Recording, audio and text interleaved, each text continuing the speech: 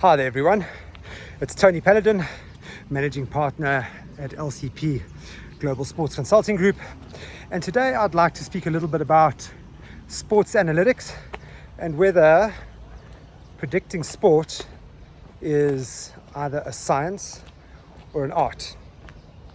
Now I know I might open up a can of worms and there might be some contentious viewpoints, but as an ex-professional athlete, I really implore you to consider what I have to say. So, in the field of sports analytics, and in the day and age of ingesting mass amounts of data, we are at an all-time high in development in terms of being able to accurately predict outcomes of sport. Now, the use cases of this go into performance enhancement, it goes into sponsorship activations, it goes into sports betting, and it goes to general enjoyment in sport. Basically figuring out, well, who's going to perform and who's going to win. So if we look at the data analytics side for starters, well, from objective data metrics to historical performance values, to wearables, which is a massive one. So wearables developing on a day-to-day basis, basically being able to track every single metric humanly possible, from breaths per minute to heart rate variability, to oxygen concentration, to hours of sleep, hours of activity, steps, calories burnt. You can get some pretty accurate metrics there. Other wearable data or application data then moves from objective to subjective data acquisition. So how well did you sleep? How hard did you train? How long did you train for? What did you eat? What didn't you eat? What supplements did you take? What supplements didn't you take? How motivated are you? How mentally tough are you feeling? What is your general day-to-day look like in terms of relationships? Did your dog bite you?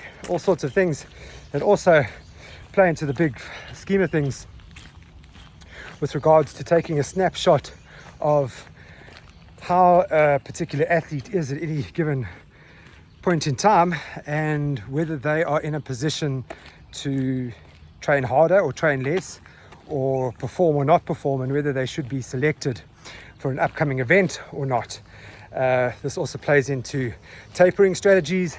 So there's quite a lot to it, and that's just in the data acquisition side from subjective and objective variables. However, it doesn't stop there. So having acquired all this data, basically plugging it into a big equation, using the field of data science to look for trends and ultimately create a predictive analytics outcome to see what's likely to happen. All that really does is it buys you a ticket to be able to play the game. And what I mean by that is having all the objective and subjective data at hand at any particular point in time doesn't necessarily guarantee outcome.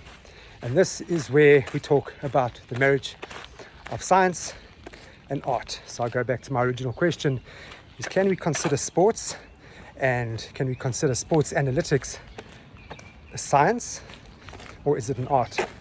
Well, it's obviously both. The foundations are built on science, but the outcome is built on art. So typically what you'll find is that certain athletes or teams might have very similar data to their competitors, but yet they just keep winning. Why? It's called BMT, big match temperament, is one of them. It's also luck, what happens on the day.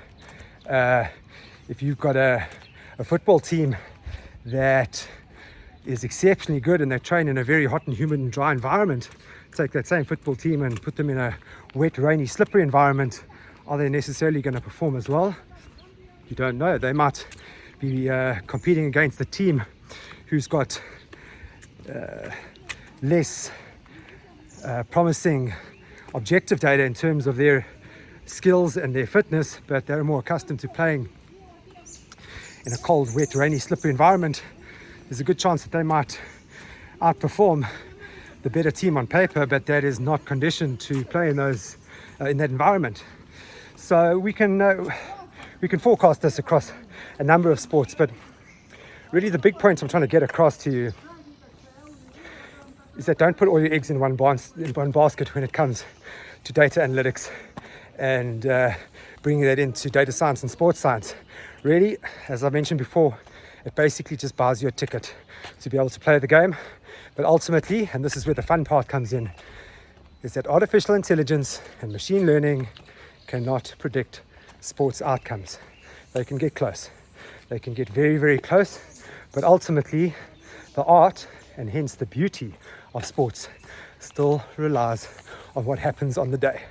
Anyway, I hope that little tidbit of information you find interesting, and I guess it's one of the big reasons that we continue to like, love, and follow and engage in sport.